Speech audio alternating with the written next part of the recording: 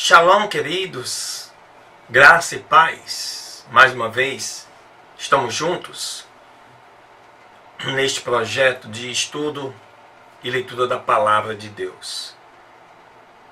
Eu quero agradecer a Deus e a você que nos acompanha, nos assiste. Continue a divulgar, continue a fazer com que esse projeto alcance o maior número de vidas possíveis. Porque estudar a Bíblia não é algo fácil e simples, nós sabemos disto. E por isso estamos aqui para te ajudar. Se inscreva, deixe o seu comentário, mande o seu e-mail, para que nós possamos entender realmente o quanto este projeto está impactando a sua vida. Vamos orar? Deus eterno e todo-poderoso, nós te agradecemos por mais este dia, de mais uma nova leitura, um novo estudo, de modo que nós queremos te pedir, Pai, que o Senhor nos conceda o privilégio da sabedoria vinda do alto, para entender, compreender, discernir e aplicar esta palavra em nossas vidas. E desde já, nós te agradecemos porque sabemos que este projeto está no centro da tua vontade, da qual conhecemos conforme estabelece a tua palavra, e que a tua vontade é boa, perfeita e agradável. Aleluias. Deus te abençoe. Em nome de Jesus. Roda a vinheta.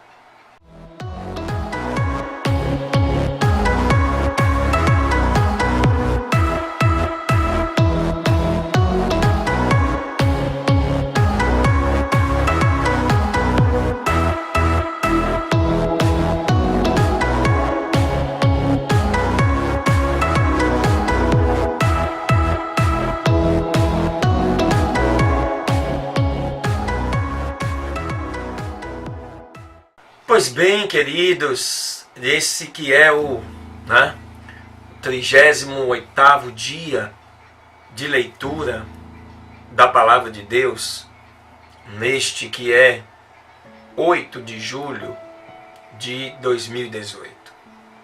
Está aí na Bíblia a palavra que você carrega, que você tem na sua casa, no seu celular, aonde você estiver. No livro de Marcos, no capítulo 14, a partir do versículo 32, que fala de questões já neste evangelho da entrega de Jesus, da prisão de Jesus, Pedro negando a Jesus, o julgamento. Fique atento, porque Deus vai falar com você neste dia. Diz assim a palavra que prevalece. E foram a um lugar que se chama Getsemane.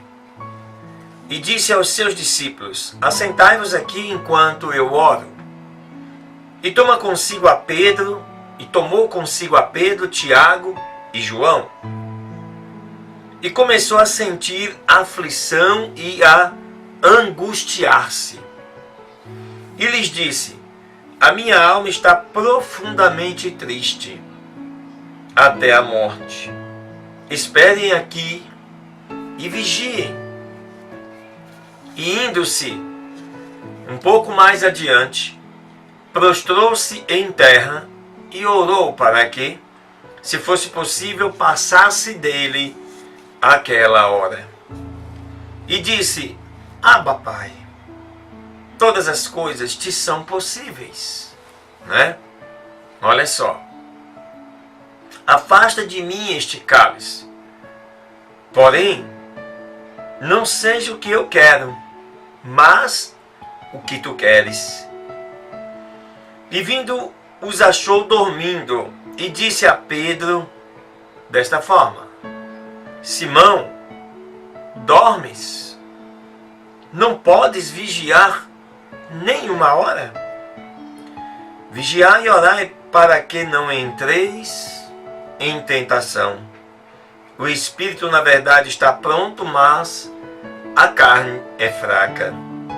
E se retirando outra vez, orava dizendo as mesmas palavras.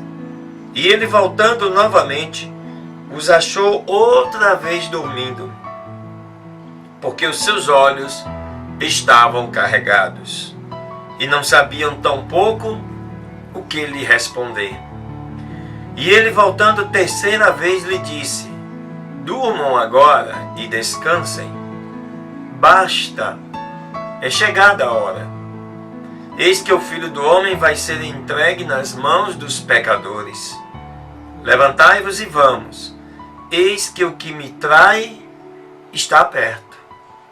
Ele falava aí, nesse momento, de Judas Iscariotes. E estando ele ainda falando, veio Judas, que era um dos 12, e com ele, da parte dos principais, dos sacerdotes, escribas e anciãos, uma grande multidão com espadas e paus.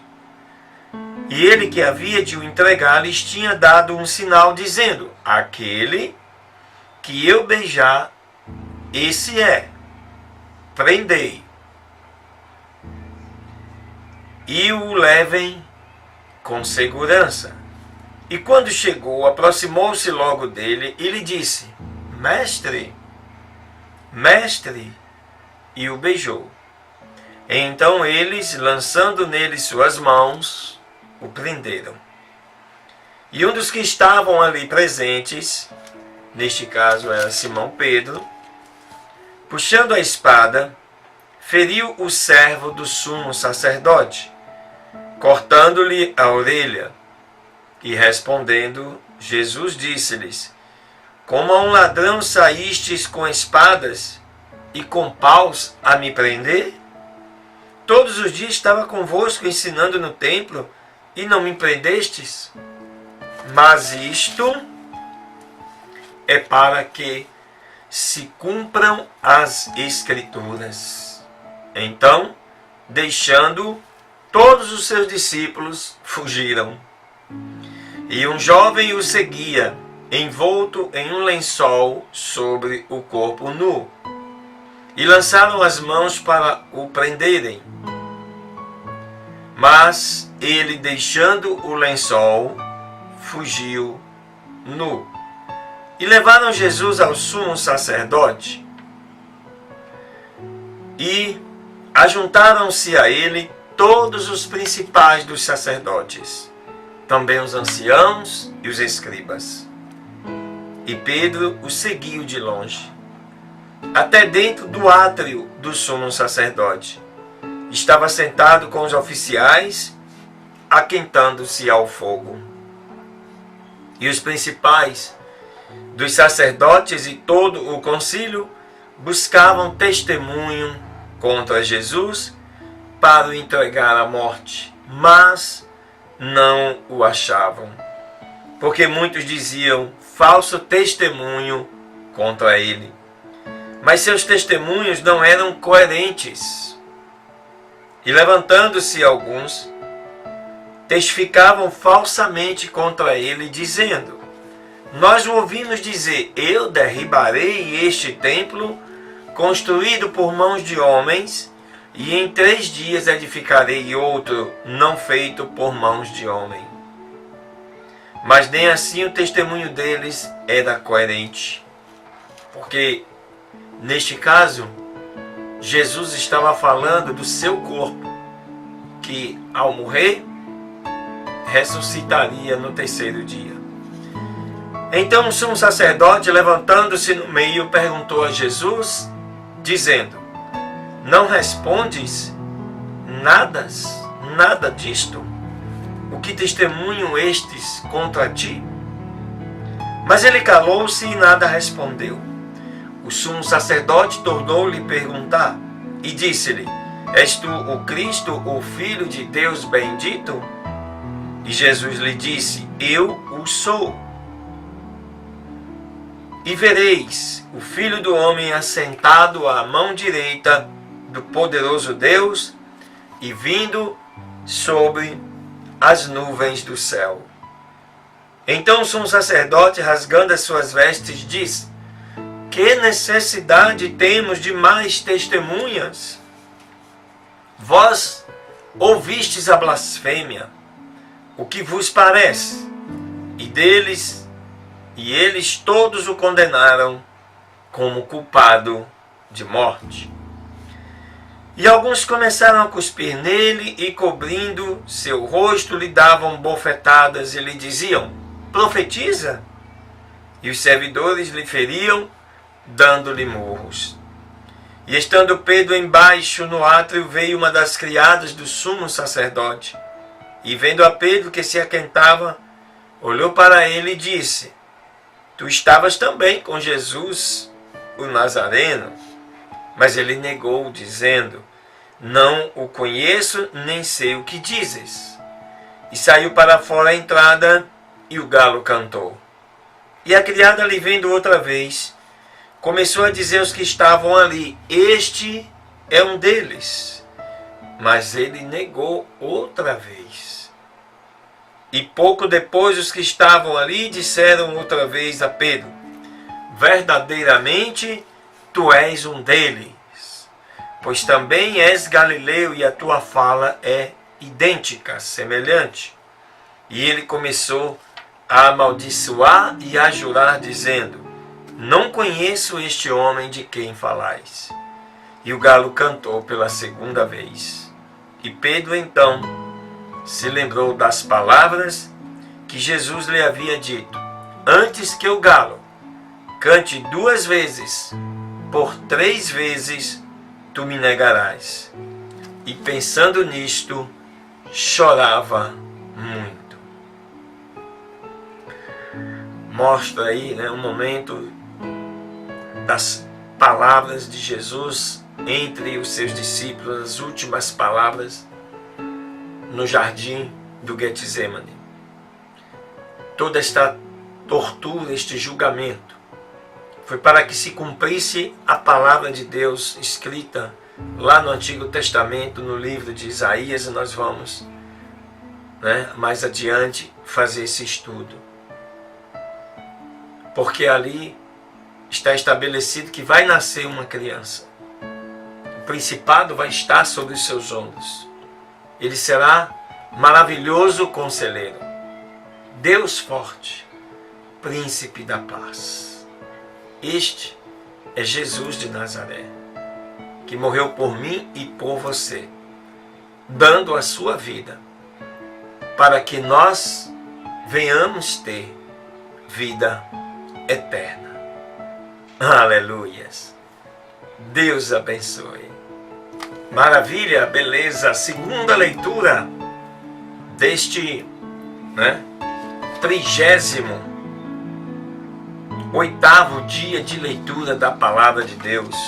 E a segunda leitura está aí no livro de 1 Reis, no capítulo 9, e que diz assim a palavra do Senhor: e quando Salomão acabou de edificar a casa do Senhor e a casa real e tudo o que Salomão quis fazer, o Senhor apareceu a Salomão pela segunda vez, como lhe tinha aparecido em Gibeon. E lhe disse o Senhor: eu ouvi a tua oração e o teu rogo que tens feito na minha presença. Eu santifiquei esta casa que tu edificaste para pôr o meu nome nela para sempre, e nela estarão os meus olhos e o meu coração todos os dias. Aleluia. Se tu andares diante de mim, como andou Davi teu pai, com integridade de coração e equidade, fazendo todas as coisas que eu te mandei, guardando os meus estatutos e os meus direitos, eu confirmarei então o trono de teu reino sobre Israel para sempre, como falei com Davi teu pai, dizendo: não faltará de ti sucessor sobre o trono de Israel. Porém, se obstinadamente vós e vossos filhos vos separarem de mim e não guardarem os meus mandamentos e os meus estatutos, que eu tenho posto diante de vós, mas se fordes e servirdes a deuses estranhos e os adorarem, eu destruirei a Israel de sobre a face da terra que lhes entreguei. E esta casa que santifiquei ao meu nome, eu a lançarei diante de mim. E Israel será provérbio e fábula entre todos os povos. E desta casa, que é tão magnífica, qualquer que passar por ela se pasmará e assobiará, e dirá: por que tem feito assim o Senhor a esta terra e a esta casa? E dirão: porquanto deixaram ao Senhor seu Deus, que tinha tirado os seus pais da terra do Egito, e a deuses alheios se apegaram, e perante eles se encurvaram e os serviram. Por isso o Senhor trouxe sobre eles todo este mal. E aconteceu que, depois de 20 anos em que Salomão tinha edificado as duas casas, a casa do Senhor e a casa real, para as quais Hirão, rei de Tiro, havia trazido para Salomão madeira de cedro e de cipreste, e quanto ouro necessitou, que o rei Salomão deu a Hirão 20 cidades na terra da Galileia. E saiu Hirão de Tiro para ver as cidades que Salomão lhe tinha dado. Porém as mesmas não lhe contentaram. E disse: que cidades são estas que me deste, irmão? E lhes pôs por nome a terra de Cabul até hoje. E havia Hirão enviado ao rei 120 talentos de ouro. Calculando-se aí esses talentos de ouro, isso valeria hoje algo em torno de 40 milhões de dólares, né? Cerca de 160 milhões de reais. E esta é a razão do tributo que o rei Salomão impôs para edificar a casa do Senhor e a sua casa e a Milo e o muro de Jerusalém e também a Hazor e Meguido e Gezer. Porque Faraó, rei do Egito, tinha subido e tomado a Gezer, queimando-a, e matou os cananeus que habitavam na cidade, e a deu em dote a sua filha, a mulher de Salomão. E restaurou, pois, Salomão a Gezer e a Bet-Horon, e a Baalate e a Tadmor na terra daquele deserto.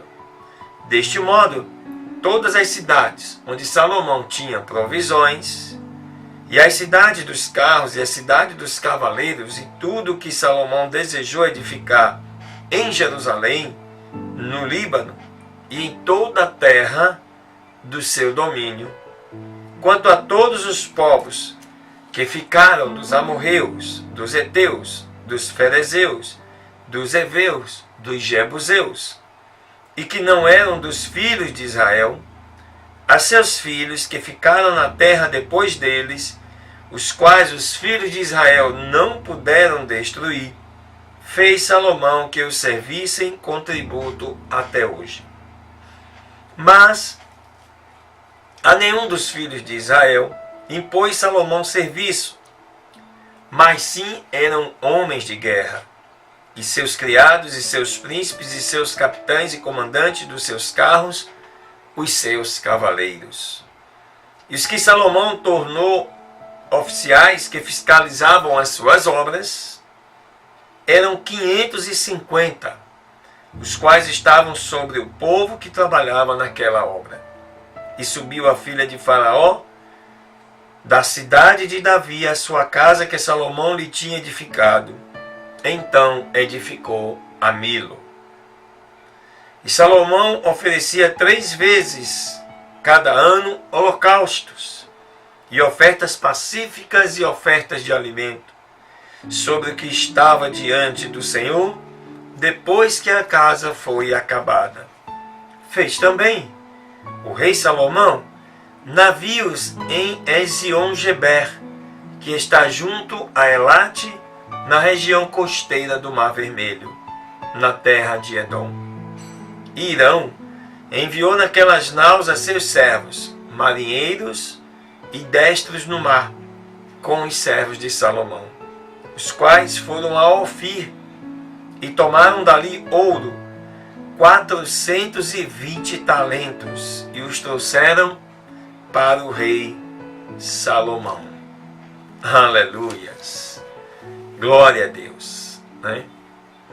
Esse texto nos mostra a grandeza do reinado de Salomão, principalmente do templo construído e da sua moradia.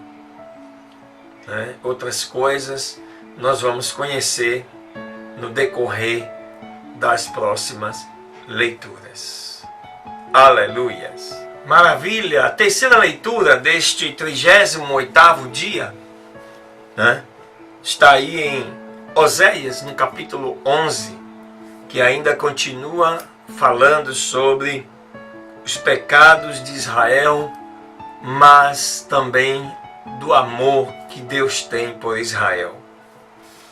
Diz assim, capítulo 11 de Oséias: Quando Israel era ainda menino, eu o amei, e do Egito chamei a meu filho. Entretanto, como os chamavam, assim eles iam da sua presença, aos Baalins sacrificavam e queimavam incenso às imagens de escultura. Eu, com tudo isso, eu ensinei a andar Efraim, tomando-o pelos seus braços, mas eles não souberam que era eu quem os curava. Com cordas humanas os atraí, com laços de amor, e fui para eles como os que retiram o jugo de sobre a sua nuca, e pus o alimento diante deles. Não voltará para a terra do Egito, antes a mesma Síria será seu rei, porque não quiseram se converter. E cairá a espada sobre as suas cidades e consumirá as suas aldeias e as consumirá por causa de seus próprios conselhos. Enquanto isso, meu povo é inclinado à rebelião contra mim. Embora me chamam o Altíssimo, nenhum deles absolutamente me exalta. Como te deixaria, ó Efraim? Como entregarias eu, ó Israel? Como poderei eu te fazer como Admá, nem te poria eu como a Zeboim?